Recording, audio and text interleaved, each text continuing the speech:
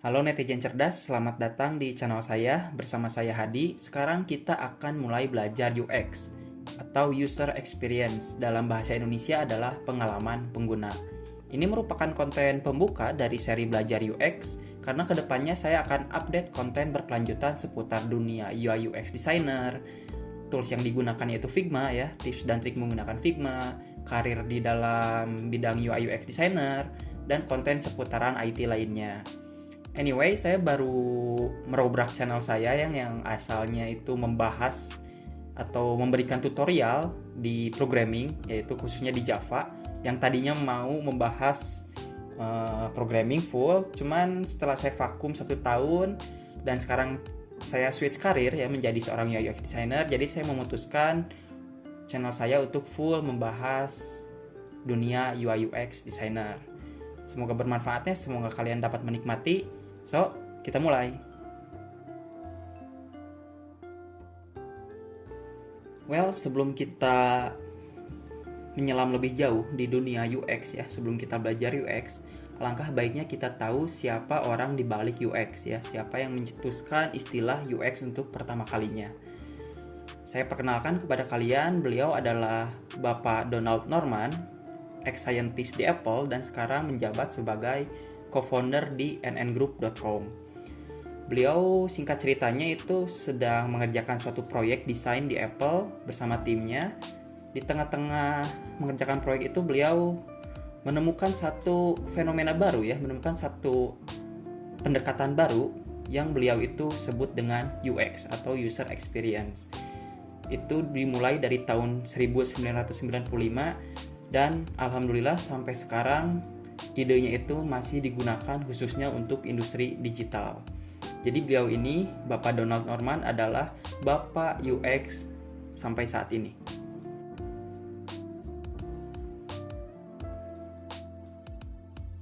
Nah, jadi apa sih itu UX ya?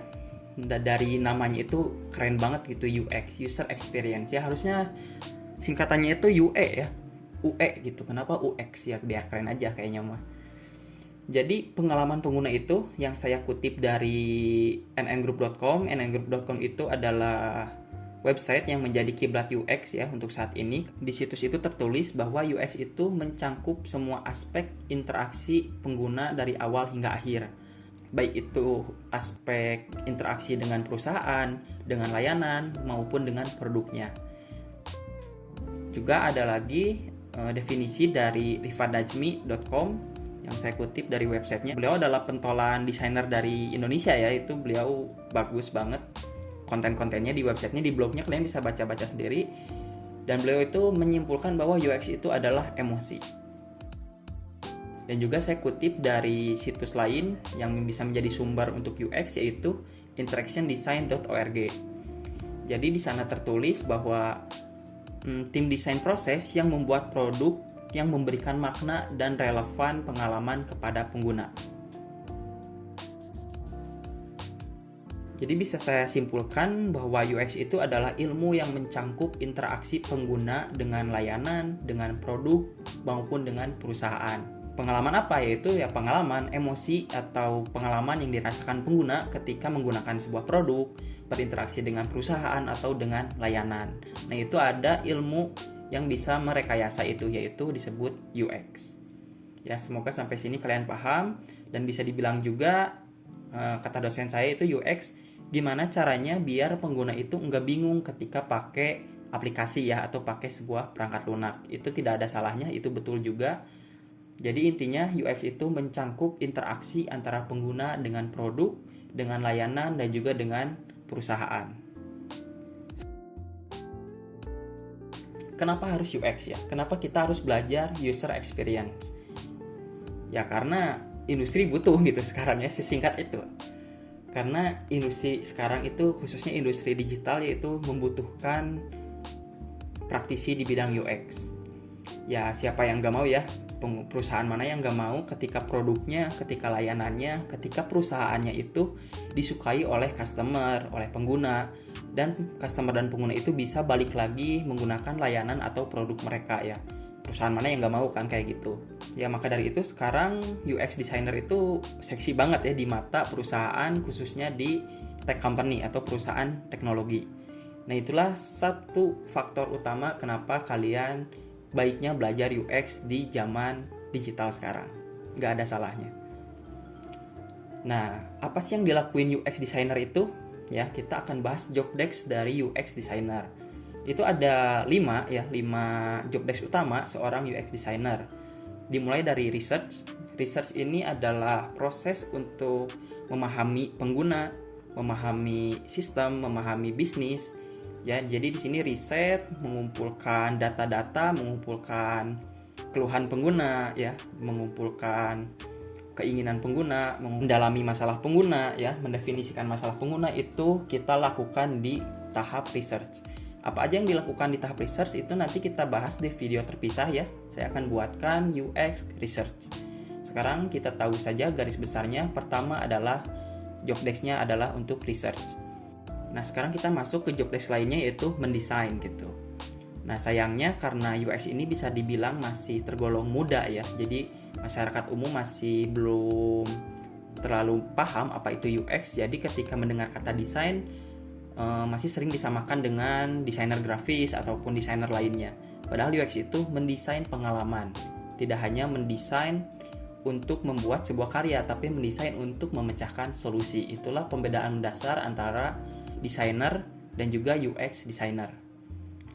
Nah, lanjut ke bidang yang ketiga yaitu wireframing. Di sini UX designer itu membuat sketsa ya, atau membuat gambaran kasar dari hasil research, dari poin-poin data-data yang didapat ketika research. Itu UX designer membuat sketsa ya, jadi fiturnya akan seperti apa, aplikasinya akan seperti apa. Di sini digambar menjadi wireframing atau wireframe low fidelity ya, gambaran kasar. Nah, ketika wireframe low fi ini sudah jadi, lalu akan dikonversi ke wireframe high fi atau high fidelity. Di sana desainer memberikan warna ya, memberikan tipografi, memberikan ilustrasi. Pokoknya dibuat estetik, yaitu bisa juga masuk ke ranahnya UI. Nah, kita langsung masuk ke prototyping. Prototyping ini adalah purwarupa dari produk atau perangkat lunak. Setelah dibuat wireframe-nya ya, setelah wireframe sudah ada, desainnya sudah ada, lalu desain-desain itu akan dihubungkan satu sama lainnya sehingga desain bisa didemonstrasikan oleh pengguna, bisa digunakan dalam bentuk desain ya, bukan dalam bentuk produk jadi. Nah, setelah desain produk jadi, itu tidak langsung diberikan ke pihak developer, tapi kita testing dulu ke pengguna gitu. Karena sudah prototyping kan, jadi pengguna sudah bisa mendemonstrasikan desain kita. Jadi kita berikan dan meminta feedback kepada mereka. Kita juga memperhatikan apa yang mereka lakukan dengan desain kita. Apakah mereka kesusahan, apakah mereka mengeluhkan sesuatu, apakah desain kita sudah bisa memberikan solusi yang mereka butuhkan. Nah, itu semua dilakukan di tahap testing. UX designer ini apa aja di tahap testing itu ada usability testing ya, ada interview, ada kuesioner, dan juga banyak metode testing lainnya. Dan itu adalah sekilas job desk dari seorang UX designer yang kita harus tahu. Untuk materi pengenalan ini itu ada 5, yaitu research, design, wireframing, prototyping, dan juga testing. Nah, ini adalah prospek UX designer untuk saat ini ya. Kalian bisa lihat betapa seksinya UX designer di mata perusahaan ketika kalian melihat loker-loker UI UX ya, atau UX designer di situs pencari kerja seperti LinkedIn, Glints, Tech in Asia, Jobstreet, dan yang lain-lain. Kalian bisa lihat loker-loker UI UX designer di sana banyak banget gitu.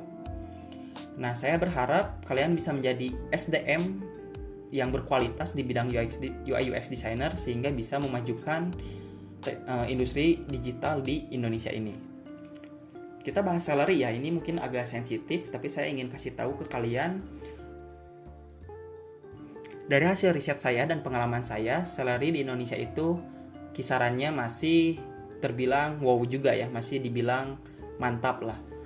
Untuk junior itu di kisaran 2-4 ya, atau bisa dibilang fresh graduate ya, non pengalaman. Biasanya untuk fresh grade itu sudah ada standar gajinya, jadi kita tidak bisa expect terlalu tinggi ya untuk gaji untuk fresh graduate. Harap untuk menurunkan ekspektasi kalian karena sejatinya itu sudah ada standar gaji untuk junior level. Nah, setelah masuk ke junior developer itu pengalamannya 0 sampai 1 pengalaman, dan 2 sampai 3 tahun pengalaman itu masuk ke senior ya, atau 2 sampai 4 tahun pengalaman kalian bisa mendapat gaji 6 sampai 8 juta atau bahkan bisa lebih. Tergantung dari perusahaan yang kalian lamar gitu. Nah, masuk ke tingkatan yang lebih tinggi yaitu lead design. Nah, di sini kalian bisa dapat 9 ya minimal setelah saya riset, atau 2 digit lah. Gitu. Tapi untuk salary ini tergantung dari perusahaan masing-masing ya. Jadi ini adalah standar range gaji dari UX designer di Indonesia. Mantap-mantap ya. Jadi ini juga semoga menjadi faktor kalian semangat ya belajar UI UX, karena ya alhamdulillah sampai sekarang salary-nya menjanjikan ya. Apalagi untuk freelancer yang tidak menjadi budak korporat, misalkan freelancer itu bisa fleksibel banget gitu bayarannya, bahkan bisa sampai pakai dolar. Nah, di saat ini UX itu banyak role-nya ya, banyak spesifik role-nya. Itu ada UX researcher, UX copywriter, UX designer, UI UX designer, dan juga product designer. Saya akan bahas satu-satu mulai dari atas. Jadi UX researcher itu adalah praktisi khusus di bidang riset. Jadi dia itu kerjanya full meriset atau melakukan research untuk pengguna. Ya, kalau kita lihat tadi di job desk-nya itu mereka berkutik di tahap pertama. Spesialis di research. Lalu ada juga UX copywriter. Jadi UX ini itu membuat copy ya, atau membuat teks yang akan digunakan di produk atau layanan nantinya. Ini jangan dianggap remeh ya, karena ini sangat mempengaruhi pengalaman pengguna, sehingga ada spesialisasi khusus untuk UX copywriter. Ini adalah yang umum, yaitu UX designer, yang dia itu mencangkup job desk kelima-limanya tadi, yaitu research, prototyping, wireframing, design, hingga testing. Lalu ada UI UX designer, ada UI-nya ya, jadi dia generalis gitu. UX dia sikat, UI juga dia babat aja gitu kan, kerjain juga sampai ke UI-nya. Ini nggak apa-apa, justru ini banyak ya, ini umum. Saya sarankan untuk yang junior mulainya dari general dulu, yaitu UI UX designer. Lalu ada yang scope-nya itu lebih luas ya, ini adalah product designer. Bedanya apa? Product designer itu umumnya scope-nya itu sudah mencangkup bisnis gitu, jadi dia tidak hanya memikirkan pengalaman pengguna, tidak hanya memikirkan antar muka, tapi juga sudah memikirkan aspek bisnis. Ada ilmu bisnisnya gitu. Itu untuk product designer. Nah, bagaimana cara menjadi UX designer? Apakah kita harus pandai matematika? Harus expert banget gitu, jenius di matematika? Nggak perlu, ya. Apakah programming kita harus bisa? Baiknya bisa gitu ya, cuman nggak perlu, nggak wajib. Sunahnya bisa. Kenapa? Karena kan kita akan membuat desain. Desain itu akan dikembangkan atau akan dibuat produk jadinya oleh pihak developer gitu, pihak programmer. Ketika desainer tahu cara kerja programming ya, cara kerja programmer, teknisnya tahu, kita sebagai desainer juga tahu bagaimana cara membuat desain yang ramah kepada programmer. Jadi nggak bikin desain yang banyak efeknya ya, banyak animasinya gitu, yang bikin programmer kalian nangis itu. Ya, salah satunya gitu. Jadi alangkah baiknya kita tahu aja apa sih itu programming ya. Ada di channel saya BTW, scroll aja, nanti saya cantumkan linknya ya. Jadi baiknya kalian tahu programming itu apa, gimana cara ngoding gitu, biar kalian bisa membuat desain yang ramah ke pengguna, ramah ke bisnis, tapi juga lebih baik ramah ke programmer ya. Karena desain yang baik itu mencakup 3 hal. Baik ke pengguna, baik untuk bisnis, dan juga baik untuk programmer. Ya, tapi tidak wajib kalian paham programming. Apa harus pintar menggambar ya? Karena kita kan desain gitu. Jadi apakah kita harus pandai menggambar? Ya nggak juga sih, nggak juga gitu. Untuk UX ya, untuk UX itu nggak juga kalau kata saya. Tapi untuk UI alangkah baiknya kalian ada taste design, atau kalian minimal punya feel di desain gitu ya. Jadi minimal bisa ngegambar lah. Gunung, matahari, rumah pun nggak apa-apa, sawah nggak apa-apa gitu. Intinya kalian ngegambar aman lah, pede gitu. Nah, justru yang dibutuhkan untuk menjadi UX designer adalah empati ya. Rasa empati kepada orang lain. Itu adalah modal utama untuk menjadi UX designer. Karena kerjaan kita itu ya orientasinya pengguna gitu, berpusat pada pengguna. Kita harus paham bagaimana menyikapi pengguna yang seperti ini, bagaimana memahami keluhan pengguna ya, apa sih yang pengguna mau gitu di dalam layanan atau produk kita. Ini adalah modal utama, modal awal untuk menjadi seorang UX designer, yaitu rasa empati. Saya yakin semuanya punya. Orang mana yang gak punya rasa empati? Ya, ada sih psikopat, cuman ya minoritas. Udah nih, pendek banget slide-nya ya. Oke, ini adalah konten pengenalan ya untuk UX designer, karena selanjutnya saya akan mulai membuat konten berkelanjutan tentang UX, jadi mampir lagi ya. Dan selamat. Terima kasih banyak telah mendengarkan, semoga bermanfaat. Tetap perkaya ilmu, tebar manfaat. See ya.